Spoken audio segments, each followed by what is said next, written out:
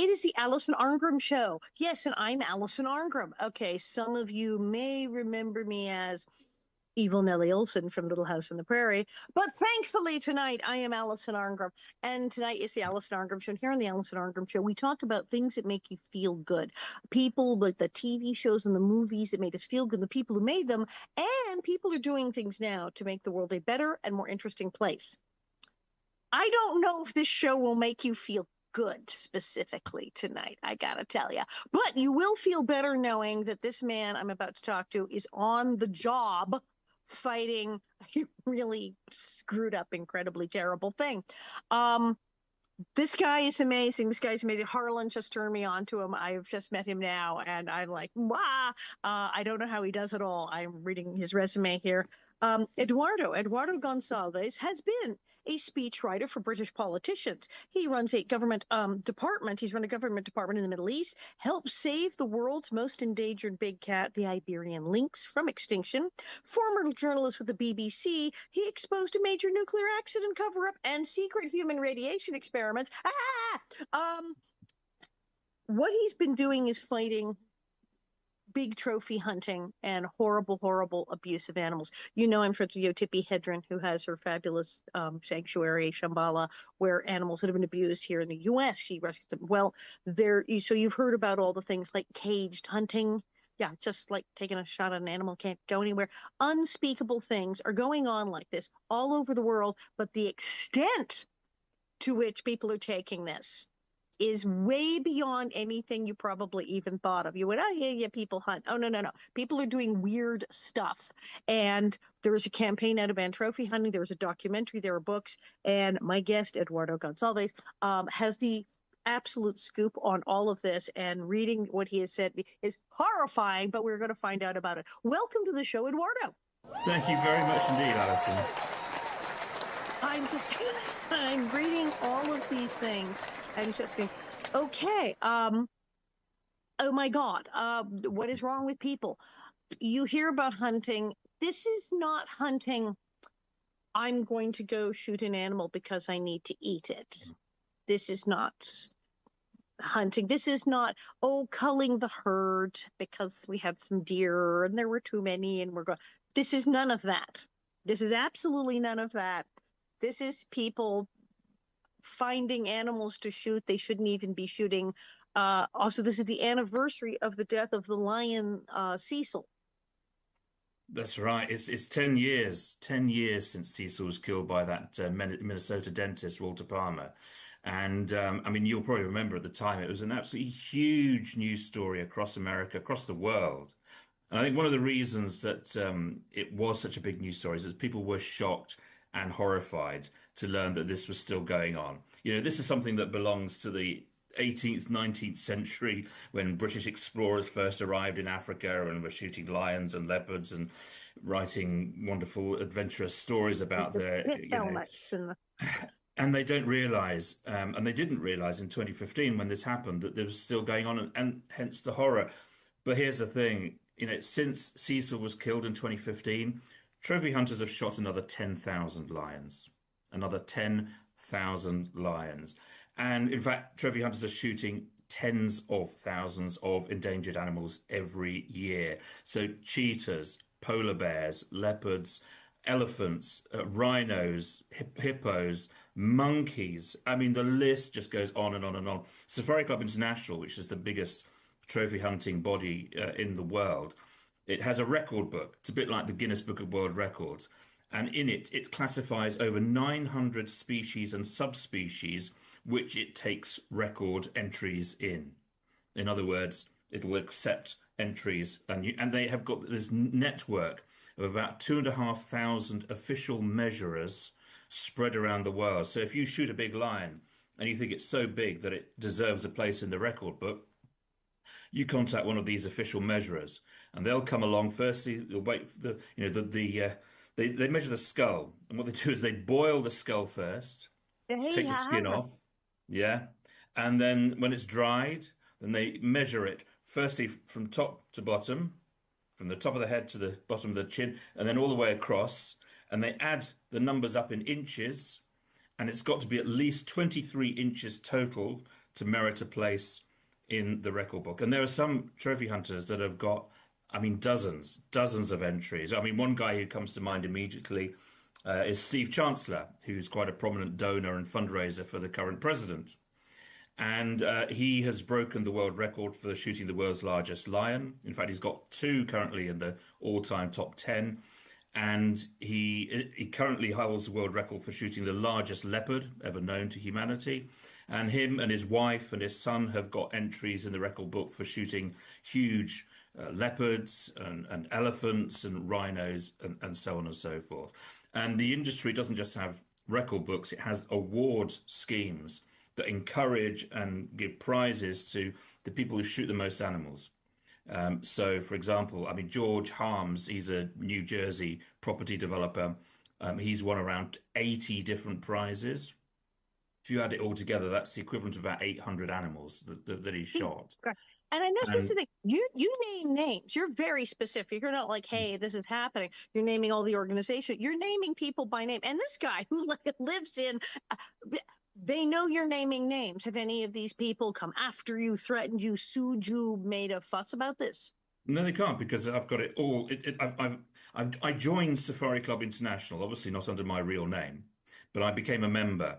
And as a result, I was You able to went access. undercover. You actually went into a hunting club undercover to go Yeah. on safari with these people and find out what they were doing. So I've spent the last 4 years undercover within the trophy hunting industry. And during that time, along with a colleague of mine, we met with trophy hunters, we spoke with them, we corresponded with them. They sent me photos and videos of themselves hunting and with their victims. We visited their trophy rooms. We went to see the workshops of the taxidermists that they use. And yeah, we went on to the hunting estates as well. So, and they opened up to me. They told me how they would get an adrenaline rush from shooting a lion, how they cried with joy after shooting their first elephant. We went into a trophy room that had 500 animals in it, including the body of a polar bear. We were showed around estates where you could shoot rhinos, and where, in fact, the owner he said that he'd shot a giraffe himself there because he thought it was gay. What? What? Yeah, Wait. yeah, I know. I'm sorry. I thought the giraffe was gay. He thought it was gay, so he shot it. How do you think a giraffe is gay? Was it did it have different color spots than the other giraffes? Why did he think the giraffe was gay? And why I did he mean, need to shoot a gay giraffe? What the hell? he probably just thought that was a good joke. Of course, I had to laugh along, to pretend that I was really impressed by him. He shot the There was, giraffe because he thought it was gay. Okay, I'm not going to get that out of my head for a while. yeah, right. And we had guys who would, they'd be laughing as they told us in the evening. They'd spend the whole day shooting all sorts of animals, and then in the evening they'd have dinner, they'd have a whole load of beers, and then they'd go out and shoot monkeys out of the trees, and they'd say that'd be really Just good for fun, kicks. just like that, just for fun. Now, Cecil the lion wasn't Cecil the lion on a protected preserve. Cecil the Yeah. lion wasn't just loose. Nobody was supposed to be getting anywhere near him. People say, well, we should have animals. Some of them should be in sanctuaries or preserves. Cecil was in a He sanctuary. was. He was in a national park, and the trophy hunting company, Bushman Safaris, they knew that they couldn't go and shoot him there, even though Walter Palmer had all this money. He wanted to go and shoot a big lion, and Cecil was a famous lion because he was, he's particularly beautiful. He had this big black mane, and all these, Fan club. photographic safari people would come and take photos of him, and he was like really used to human. He was a bit of a media star, a bit of a Hollywood diva, really. He loved it when people would come and take photos of him. So he'd allow, the vehicles with the guys with their cameras to come quite close. He would be quite nonchalant, and he would just roll around looking gorgeous. And so he was really popular in the area. So what happened to get him out was there was a trophy hunter who shot an elephant. Now, usually when you shoot an elephant, to make the trophy, all you need is the skull and the skin, and obviously, in the elephant's case, you also need the tusks. So they removed those for the trophy hunter to take home, and then they got the meat from this elephant. They put it on the back of a pickup truck. They dragged it around the edge of the national park to lure him out, and then they set up a blind. So where Walter Palmer would sit, and they would hang the meat there, And eventually, Cecil got the whiff, and he came out of the park. He came sniffing, and Walter Palmer shot him at point blank range. But here's the thing: he didn't manage to kill him instantaneously. In fact, most trophy hunters fail to kill animals quickly or cleanly. Oh, so Yeah. the mythology of, well, it's humane because it's No, one bullet through the head, none of that is actually no, happening. no. None And in of that fact, is true. a number of studies by US authorities have shown that the majority of animals are not killed quickly. They die slow, painful deaths. Some of them are lost completely. And what also happens is that the trophy hunting industry gives you special prizes if you shoot a big game animal with a novelty weapon, such as a crossbow, a bow and Novelty, no, arrow. novelty weapon. Yeah, this is what they call them. This is what they call them for real, and including a revolver. So if you shoot a rhino with a revolver, you're going to get a special prize. If you shoot a hippo with an air gun, you get a special mention in the record book. And Walter Palmer, he liked shooting things with bows and arrows. He'd already shot leopards and other animals with bows and arrows. And he was an award winner with Safari Club International. And he wanted a special award for shooting African big game animals with just a bow and arrow. So he shot Cecil with a bow, failed to kill him. Now he had a choice. He could have put Cecil out of his misery by shooting him with a rifle. At least the animal would die relatively quickly. He said no. Why? Because that would invalidate his claim to the prize. So he said, you know what? I'm going to go back to camp. I'll have dinner. I'll have a nice night's sleep. Come back in the morning. The lion will be dead and I'll take it home. And that's what he did. He went back to camp, had his supper, went to sleep. He came back the following morning. Well, Cecil was still alive. They couldn't see him. He'd actually managed to drag himself under a bush, but they could hear him because his lungs were literally filling up with blood. So he was making this horrible rasping sound as he was literally struggling for breath. And anyway, so Walter Palmer shot him with a second bow, and and as we know, he eventually killed him. And of course, they then realized that he had a radio collar on him because he was part of. He was on a. He was in the park. It was not just a random freak. What? No, Yes, he was part had of an. a collar, had a radio collar on him, Exactly. and he killed. He was part of an Oxford University study, which was trying to find out what's the big threats against lions at the moment in Africa. What are the things that are killing them? And guess A what? guy That named study, Walter, apparently. well, the study found that the biggest single cause of lion mortality was trophy hunters, right? And in fact, that study led to Zimbabwe, where Cecil was killed, banning the trophy hunting of lions. And indeed, Zambia did the same because there was a study there, found exactly the same thing. But then, of course, the trophy hunting lobby said, whoa, whoa, whoa, you can't stop our sport. They got involved and the bans were lifted. And we now have this catastrophic situation, and I use the word advisedly. In the 1970s, there were around 200,000 lions in Africa. Now, the latest studies suggest there may be only 13,500. That's a collapse of over 90% Yeah, in 5 decades. We are literally looking at the possibility, and there are people in the US administration who believe this could happen. It might be possible that lions could go extinct in the next few decades. I mean, because it's not sooner. just the number of lions that are being shot. There's another thing we need to bear in mind here. It's that trophy hunters, by definition, shoot the largest animals because they're the most impressive. They're the ones that you want the head of above your fireplace or the body of in your living room. So they shoot the biggest animals. And of course, those are the strongest, the fittest animals in evolutionary terms. So this the very opposite of natural selection is going on. And scientists call it Right, exactly. artificial That's selection, yeah. right? Hello. So literally, you've got smaller and weaker lions being left to breed and to pass on their genes. So scientists have found that the gene pool of lions has shrunk by 15% over the last century. And in fact, one of the things I was able to access as a member of Safari Club International was the records of the lions that were being shot by its members.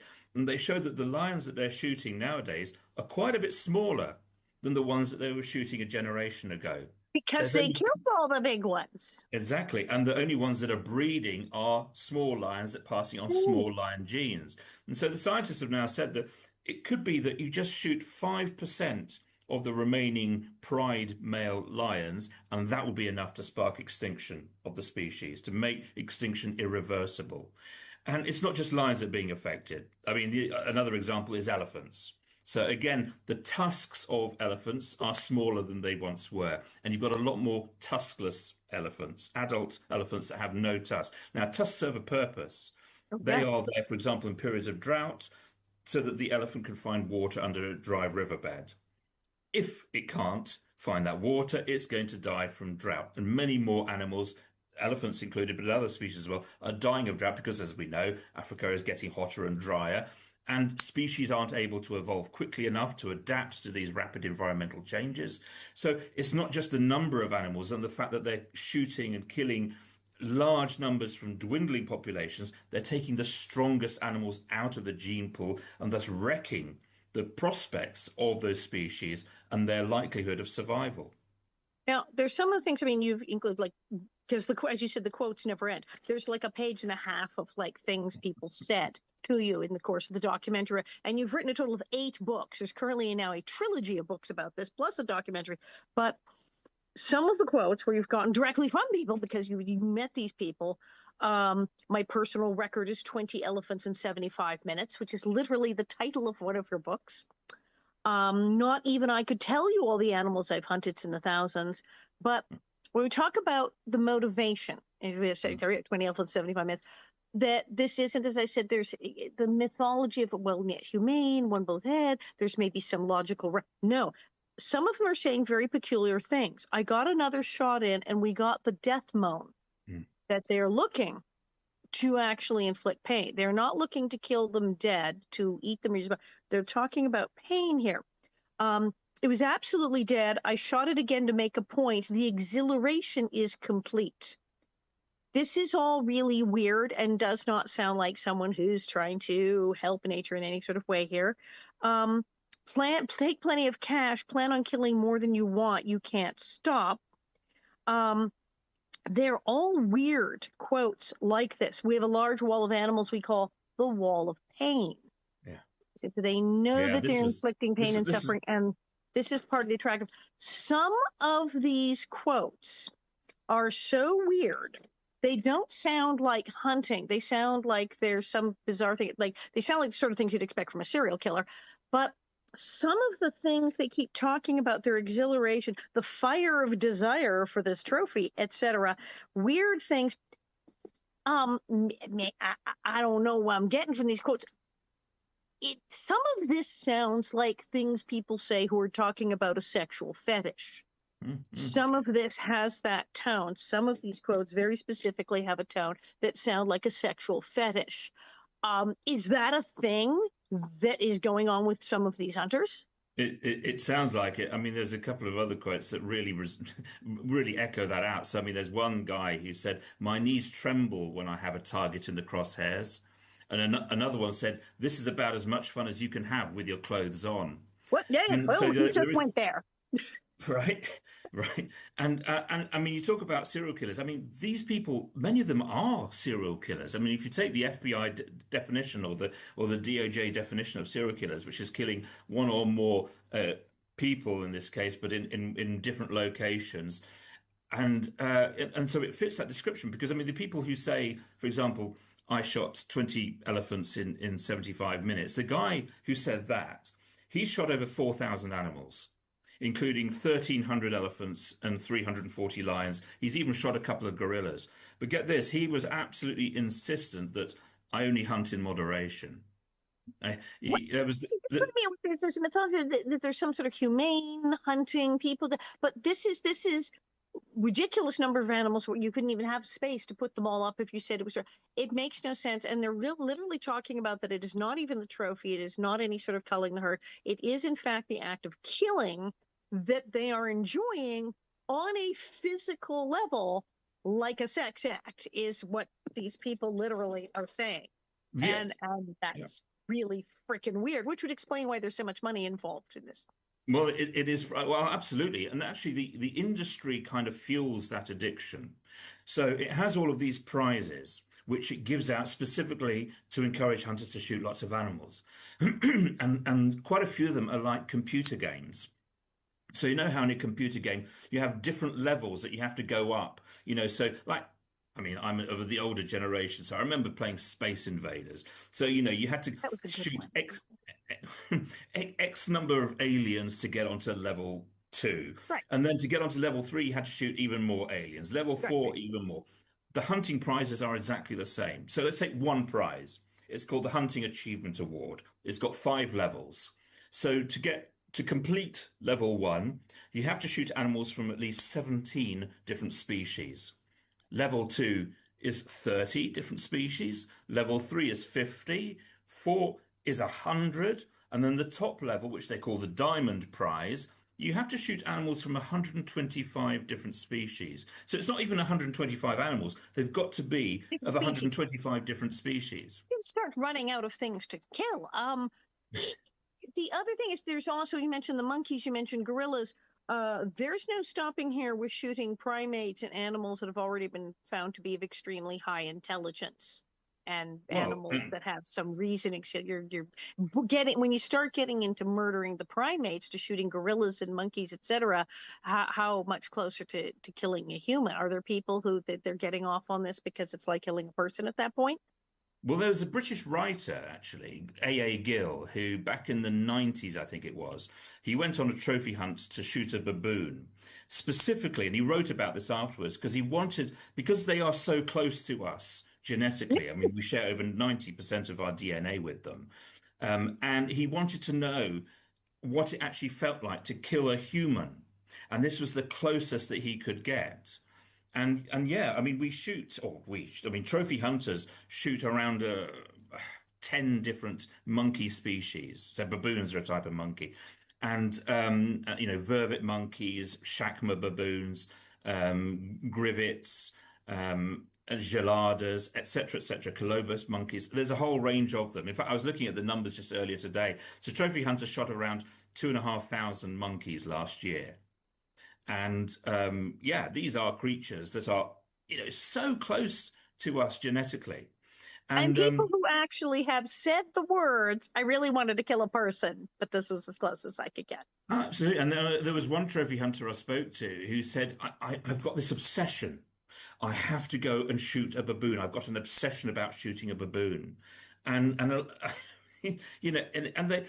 there was 2 words actually that came across again and again and again in the conversations and the correspondence, as what motivates these people. Because this is what I was trying to get to. It wasn't with this new series of Why? books. Exactly. It was to answer that question, why? What motivates them? And I wanted them to sort of, tell their stories in their own words. And there was 2 words really that came across. And the first was adrenaline, and the other is addiction. So the third book is actually called Mainlining on Heroin. And this was a quote, again, a genuine quote by a trophy hunter who says, look, trophy hunting, it's like mainlining on heroin, because once you get on it, you can't get off it.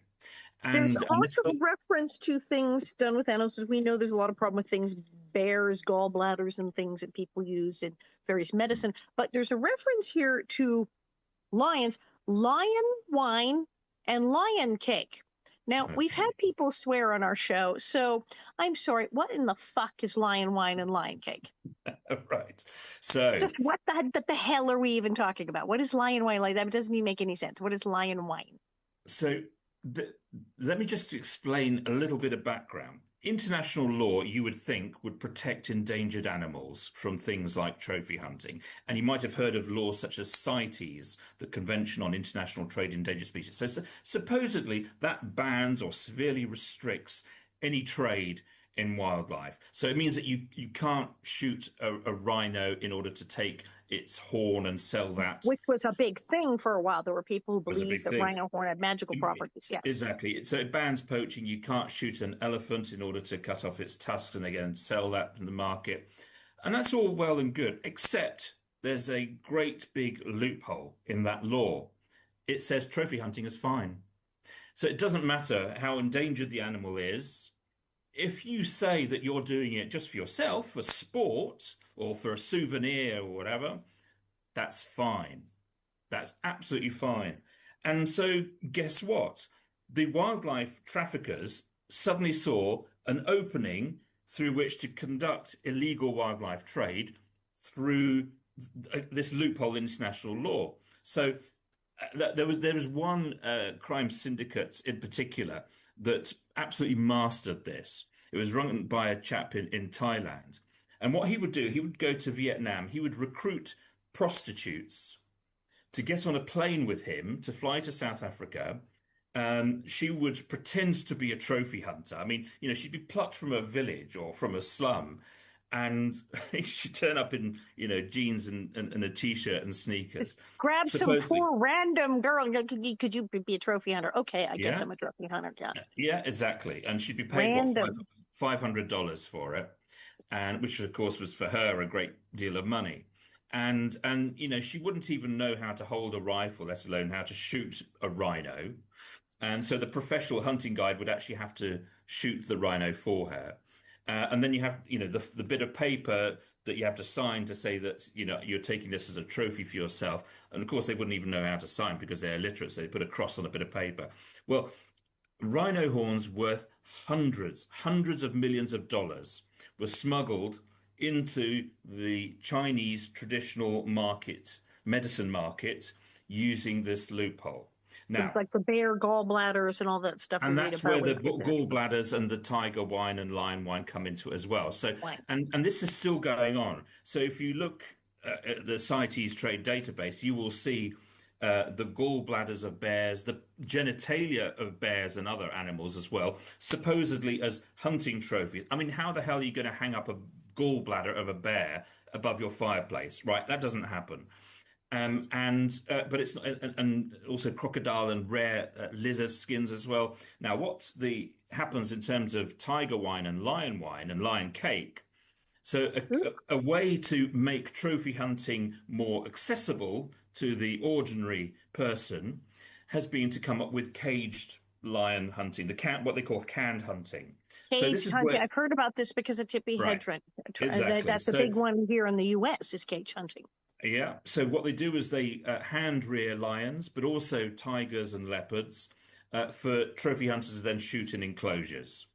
And so, for example, there was one guy I remember speaking to who was so proud of the fact that he shot this lion from a distance of 8 yards. Well, of course, he was able to get right up close to the lion because the lion was totally tame. It didn't have a natural fight or flight instinct anymore. He thought this guy was probably bringing it dinner. And Well, and some so of them, some of them they've got like the leash or a thing on their foot. They're tied to the fence. well, I mean, there have been some very extreme examples, that's for sure. But you still, I mean, there's still Can't go thousands of anywhere. these They're in a lions fence. in these factory farms in South Africa, and black leopards, and they breed and white tigers, and all sorts of things. So it's much cheaper to shoot one of these lions than shooting a wild lion. Why? Because in the wild, you're having to track a lion for days, maybe a couple of weeks, etc. Whereas if you're going into a fenced-in field, basically, you know where that lion is. You're not having to spend that much money. So instead of paying, well, Walter Palmer, who shot Cecil, he paid $54,000. You can get one of these canned lions for about $5,000. So suddenly it becomes affordable. Now, there's a way that you can subsidize that even further. Because you might remember when I was talking about the elephant trophy, all the taxidermist needs is a skin and a skull. So that's all a taxidermist needs for a lion trophy as well. So what you do is you get the skull and the skin, which goes off to the taxidermist. You sell the bones, the skeleton, back to the dealer. So To the either to traffickers. the guy who's bred the animal in the first place, or to one of these many Chinese and Vietnamese dealers that operate in southern Africa. That is then turned into wine or cake. So for the They what wine, stash it, the powder. so Who drinks this? there's different ways of doing it. So some they soak the skeleton and the bones inside of wine. Sometimes they grind it up and add, other bits of bone ground up as well for consistency. I mean, there's also the real premium stuff like, tiger penis wine. You can literally get tiger penis wine as well. That's about $500 a bottle if you fancy that kind of thing. And who could possibly turn that I'm down? dead now. I don't even what the Yeah. yeah, So okay. And yeah, that's and how people that buy happens. this. There are people who actually will buy this and put this in their body and drink this.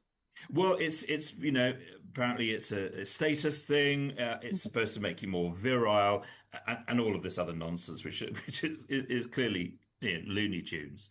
But yeah, so you've got all of these different side industries that are, and poaching and illegal wildlife trade that are happening off the back of trophy hunting. And the reason I say it's a really important point to make, because people say, oh, poaching is really bad, but trophy hunting, these people are contributing to conservation. No, they are two sides of the same coin. Where it's trophy hunting underground happens, poaching. poaching is done. It's say we went trophy hunting because that's legal, and then they're selling all the parts off to the people who were doing the poaching for the material. They're Yeah. trafficking in the animal parts where it's illegal to traffic because they're saying, "Oh no, I just got a trophy," but they on the side sold off the stuff to the black market.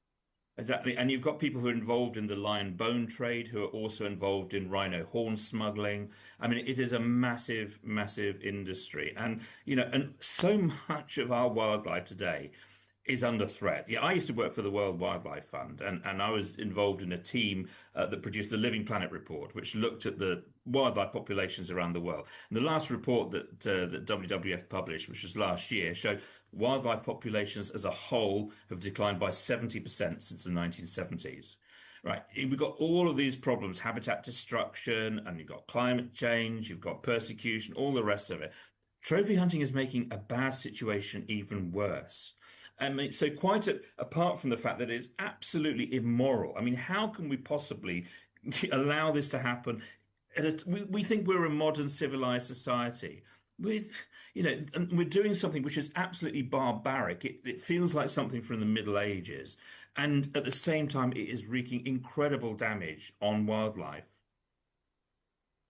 It's just like appalling, and the motivation behind it being super duper revolting as well. Now, your documentary is Britain's Trophy Hunters, and is this part you went behind the scenes? Now, I do have to ask, how did you pull this off without having to kill anything? Because it's like when people go undercover cops for drug raids, usually someone wants to see them do drugs. They have to have some reason that they somehow can't sample the supply. How the hell did you get around not killing a bunch of stuff while you were with them? Well, without giving all of our trade secrets away, but we basically had a legend that puts us one step removed, if you like, from being an actual trophy hunter. Very basically, we said we were there on behalf of a very rich trophy hunter and businessman who wanted to get into the business. And Oh, so he was you're scouting, you're location scouting. You're working for someone exactly, else. and You're also checking out the hunting. and also looking for partners, because we would need to find businesses to partner up with and to bring great parties of trophy hunters over. We actually, These people are there for the money. There's the money as well as the rush. So if you well, just showed up and said, "I'm here for the money. I've got deals to be made and money to be paid to people," they'd let you hang out. as soon as they see dollar signs and the eyes light up and you'll the doors are open. We actually ended up rescuing a tiger cub as a result of this. It was almost an accident, but this was in fact an investigation, an undercover investigation we did 2 years ago, which was into the canned hunting industry, and so we were taken to these absolutely mind-blowing places where they were breeding white lions, they were breeding ligers, which are a tiger lion hybrid. It's They're not breeding good. white tigers and tabby tigers and black leopards and breeding everything actually, even breeding bobcats and all sorts of things. And again, they were all being captive bred, and so they were pretty tame. You could go right up to them and scratch their noses through the fences, kind of thing. Anyway, we found out there was this very young tiger cub that wasn't very old at all, and already she'd been earmarked to be shot by a trophy hunter in one of these canned hunts. And we thought, God, should we try and save her? So we thought, well, we've got to at least try. And essentially, what we did, we said, well, look, our businessman guy back in London, he's very close to making his decision, and he's spoken to a few people. Now, personally, we like you, but we think we can help you seal the deal, which is going to be, make you a lot of money. Why don't you offer him a gift? For example, of this tiger cub. The tiger. You will be seen very favorably in his eyes. That will be seen as a sign that you're serious, you want to work with him, and so on. And they fell for it. They fell for it, and This then is they the kind of almost, insanity that these people engage in, that's a normal thing to do. yeah, Hey, give me a absolutely. tiger. Well, they would because I mean the going rate for shooting a tiger was something like 35,000 euros. That's about the same in dollars. And but they thought that they could see millions coming down the line if they went into business with us and our big investor back in London. And so yeah, they said okay, and in the end they started getting suspicious, and then at one point we got a call from the guy saying he was about to go in and actually shoot the tiger himself, and then we had to sort of completely change plans and rush in there and take the tiger. Anyway, we managed by the skin of our teeth to get this tiger cub out. She's called Sally. She's lovely, by the way. And we made a film about her, and I wrote a book about her and the whole operation as well, and indeed the whole canned hunting industry and these awful, awful factory farms that are churning out lions and tigers and all sorts of other big cats just for people to shoot, and also for this side business of making tiger wine and lion cake at the same time. Jesus Christ. Where can people see this documentary?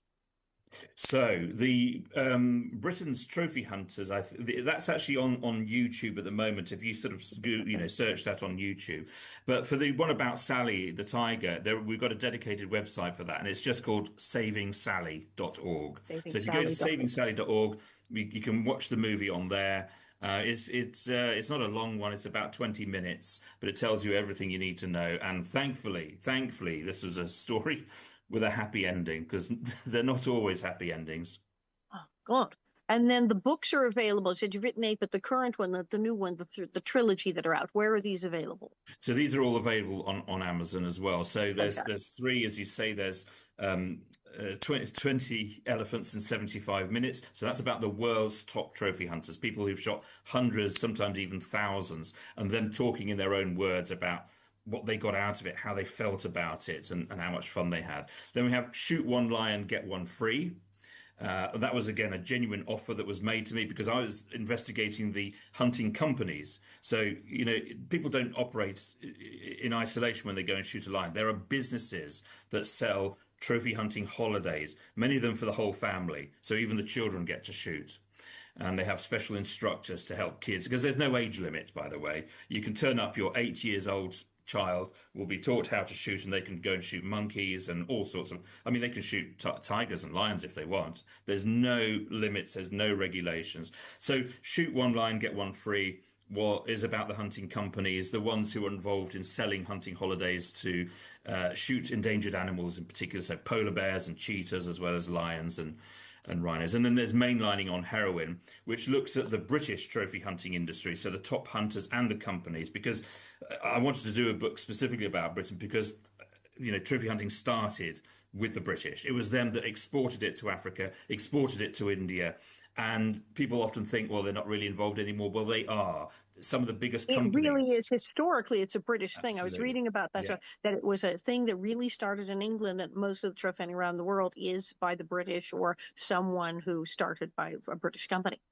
Yeah, exactly. I mean, there was a post I saw, ironically, on Facebook today by a company called Quagga Safaris, and it was boasting about the African Big Five hunts that they offer. So that's where you can shoot a lion, elephant, leopard, rhino, and buffalo all at the same time during the same hunt. And it was boasting about, the hit. Now, there's an irony in that because the quagga was a zebra-like animal that was literally hunted to extinction by trophy hunters, by British trophy hunters, including royals, by the way, at the end of the 19th century. And they use this name without the slightest sense of irony. They're using the name of an animal Uh, that has actually been hunted to extinction. the But company, the tour is named after the animal that they wiped off the face of the earth. Yes, that yeah, is the thing. I mean, they have no sense of irony. But there's also a part of the industry where you can go and shoot extinct animals.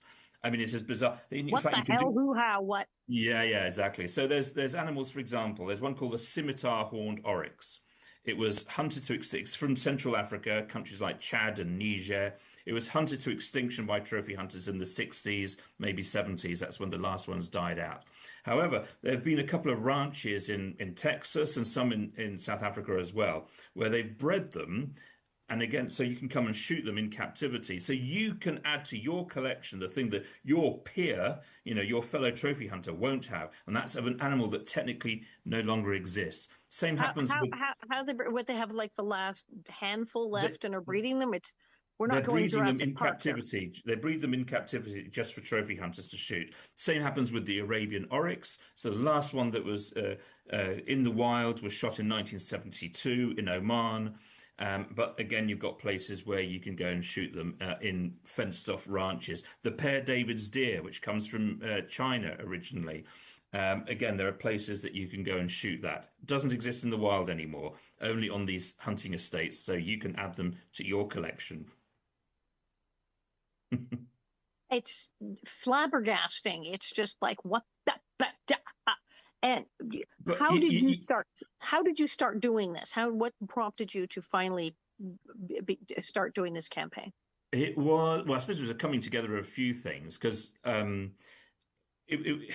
first trigger, I guess, was 2018 when the government of Botswana said it was going to start elephant trophy hunting again. So, under the previous president, Ian Khama, he'd banned all trophy hunting in the country. And as a result, Botswana became a real heartland for the African elephant. I mean, it's the size of maybe the state of Texas. So it's not a huge country, but it has 1/3 of all Africa's elephants in it. Wow. Twice as many as any other African country. So really important for conservation. So a new president came to power. He was wined and dined by Safari Club International. They flew him over to the US to the International Convention. They named him International Statesman of the Year and all the rest of it. And yeah, he agreed to start elephant trophy hunting again. And of course, you've got all these big tuskers there. So the trophy hunters were really pleased. So when I saw that on a news flash, I think it was Agence France Presse. So one of the news agencies carried this, and I thought, what the hell was that? Right, And right. Yeah. and I'd previously worked as a journalist, as an investigative journalist, and I'd also been a CEO of a large British animal welfare charity. And I'd worked with undercover investigators to infiltrate and break a dogfighting crime ring. So dogfighting, again, it's one of these things that happens in the shadows. It's happening all around us, all over the Also, world. that's still a thing that's happening. That the idea that is still happening is Yeah, amazing. But yes, people. Well, I mean, even here in Los Angeles, they break up dog fighting rings all the yeah, time with pit bulls and stuff, and exactly. breeding of pit bulls and the torture that the dogs go through, and Oh, that's very common. absolutely. And, the stealing of pets to use as bait animals Right. and so on and so forth. I A actually lot of took, people whose animals have been kidnapped for that. yeah, that actually, one time I went to Parliament, to the UK Parliament, with a rescued bait dog called Cupcake. She was a lovely, lovely sort of pit bull stroke Staffordshire Bull Terrier. And she'd been rescued and she'd been wonderfully rehabilitated by this amazing woman. And at the time, the maximum penalty for animal cruelty offences in Britain was 6 months jail. And I had a campaign to increase it. So I went to Parliament with Cupcake. And I did an event, spoke at an event in Parliament with lots of members of Parliament and Lords and all the rest of it. And I told the story of Cupcake with Cupcake sat behaving beautifully right next to me. And I've never seen a room full of politicians in tears before, but I did that day. And we got the law changed. It's now 5 years in jail. And as part of that campaign, we did this undercover investigation into dogfighting, and we discovered that in particular there was one really big crime syndicate operating out of Eastern Europe, out of Bulgaria, and they were involved in all sorts of other things, so gun smuggling, people trafficking, drugs, prostitution. I mean, the works. These were There seems really to be bad quite a guys. crossover of one cruelty to another. I would imagine there's plenty of child trafficking and human trafficking with the people who traffic animals because why would they care? Well, I remember speaking to the New York Police Department and also a couple of assistant district attorneys in the US at the time, and they were telling me that there was an enormous crossover. In fact, so much so that if you managed to break up a dogfighting crime ring, you were going to break a whole load of crime. You were going to mop up a whole load of crime statistics because those people would be involved in everything. You'd find drugs, you'd find guns, you'd find the works. It was actually an efficient way of tackling crime was to go after the dogfighters. And yeah, and so we infiltrated this gang and we managed, in fact, to break it up. And about 100 dogs got rescued and a bunch of people went to prison. And so I teamed up with the same guys that I'd worked with back then on that investigation to start on the trophy hunting work. Um, and to start, getting the contact details of trophy hunters. Often it'd be because I would approach a hunting company and I'd say, hey, listen, you've got some great stuff there. I'd like to come and shoot some of these things. Have you got any previous clients who could provide me with a testimonial, who'd be able to vouch for you? And almost always they would give me phone numbers and email addresses, and I'd be off to the races, and we'd start the contacts there. And then, yes, we also started talking to hunting companies about partnerships and possible business opportunities, and that's how we then got to see the premises, the hunting estates, got introduced to their taxidermists that they partnered with, and some of their leading clients with the most numbers of animals, and so on and so forth. And we had to obviously stay undercover for several years to be able to get as much information as possible without those what the police would say lines of inquiry being shut off. But it was quite a scary world to be inside. And it sounds like that basically the way you got in was not so much saying, "Oh, hi, I want to hunt." You came in and said, "I can make you. I have money. I have money. I have a guy with money. I will give you money. I have a guy with money who will make you more money. Let me in." And they were handing over the friends' phone numbers and saying, "Come on over to the estate." Like that. Basically, it's about the money. It's always about the money. It often is. And, there's a phrase that psychologists use in relation to trophy hunters. They call it a form of costly signaling. So, trophy hunting is a way of showing off your wealth and hence prowess. Because, if you've got a collection of 400 animals, including lions and elephants and rhinos and leopards, you will have spent a lot of money. Remember Walter Palmer, to shoot that one lion, he spent $50,000. Then on top of that, he would have spent a few $1,000s on the taxidermy. He'd have spent a few $1,000s more on the shipping. And then if he wanted to get his name listed in a record book, he would pay for an official measurer to come and measure that line. If he wanted to put it forward for an award, he would have to pay a listing fee. And if he wanted the statuette or the plaque at the end of it, he'd have to pay another $3,000, $4,000, etc. So if you've got somebody who shot 300 or 400 animals, or 500 or 700 or 4,000, you've got a lot of money. And So this when is a one guy way. walks into the den of another one of these guys and sees the 47 elephants and line staggers on the wall, he's not going, "Why you kill it?" He's going, "Ka-ching, ka-ching." He's like, the math is going in his head. This guy has a lot of money Yeah, because he knows exactly how much he absolutely. spent on this crap. Yeah, and this is one of the reasons why, President Trump, in his first campaign, he did one of these fundraising dinners at the home of Steve Chancellor. And Steve Chancellor, who's a Californian businessman, he used to be involved in the coal industry, and he has 500 bodies of animals in his home in California, where he would hold these fundraising dinners, including around 50 lions. And so anyone who's going to come to one of those dinners is going to be impressed one way or the other, depending on how you feel about these things. But this is this was going to touch a lot of those buttons of the people that Trump wanted to impress. So this is why that was such a yeah. And of course, as we know, the president's sons, Eric and Donald Jr., are both leading trophy hunters.